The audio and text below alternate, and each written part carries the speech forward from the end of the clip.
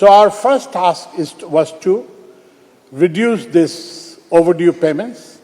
So fortunately, through our efforts under the leadership of Professor Yunus, so we have brought down this overdue payments from $3.2 billion to less than $600 million.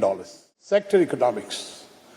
Our 8-month-old government, when we took over, there was unpaid bills or overdue payments of $3.2 billion. So who would do business with a country that doesn't pay its bills or honors its invoices?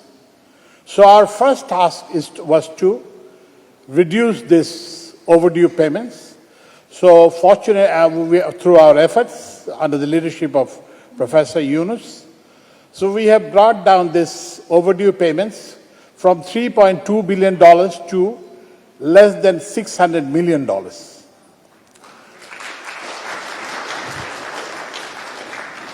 To give an example that will resonate here very well, we owed Qatar Energy $254 million. And as of today, there is not a single dollar due to Qatar Energy.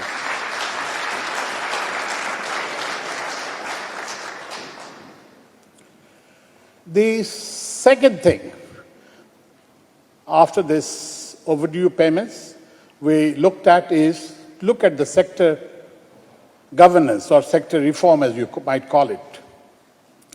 So we had a government based on cronyism and kleptocracy.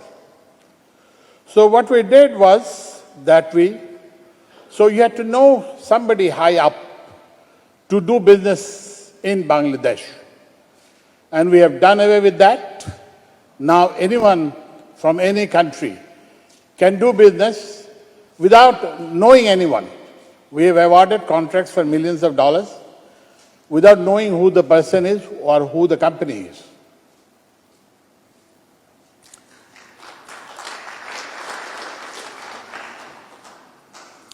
So to give you an example, that we import crude oil and also refined petroleum products.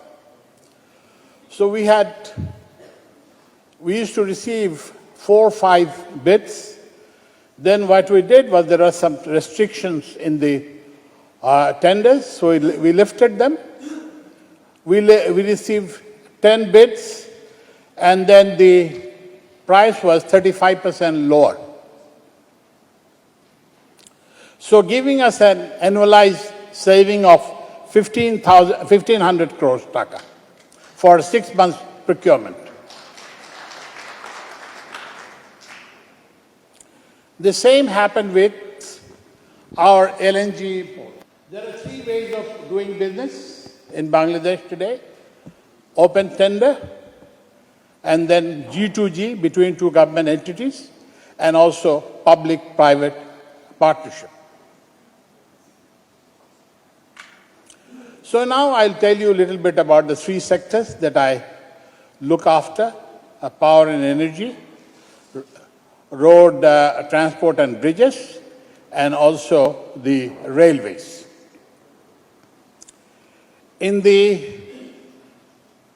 So we are short of primary energy required to produce electricity, for example.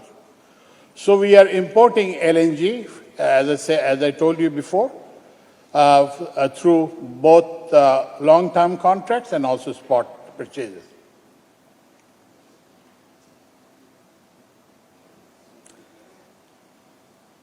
And then we have 2 FSRUs for import of LNG.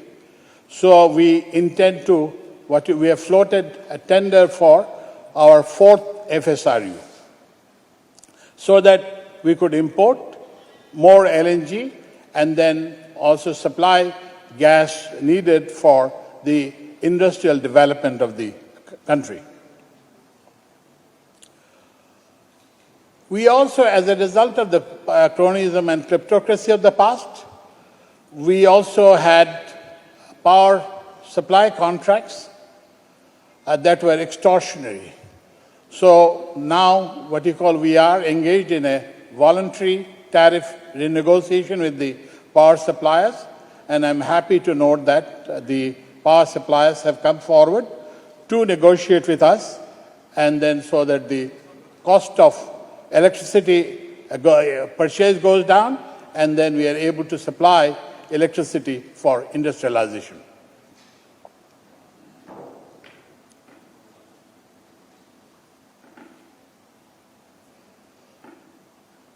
So the opportunities in the energy and power sector is, we have FSRUs, we have floated tender for this, and then we are also looking for our refinery capacity expansion of, so we are looking for 2 additional refineries of what you call 5 million metric tons each.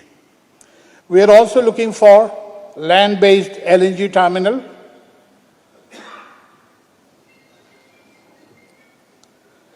And also we have started what you call going big for renewable energy, and we issued tender for 5,000 megawatt peak of renewable energy, solar energy.